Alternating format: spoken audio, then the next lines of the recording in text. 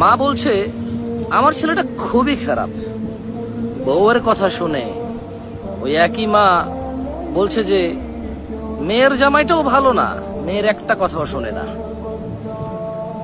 বোন বাপের বাড়ি এসে বলল যে ভাইটা আগের মতো নেই, খারাপ হয়ে গেছে, তত্ত্ব তালাশ করে না, দাওয়াত দেয় না, খোঁজ খবর নেয় না, ঈদ চাঁদ কোরবানি যায় জামা কাপড় দেয় না, একটু দাওয়াতও করে না, একটু বিপদে পড়লে হেল্প করে না।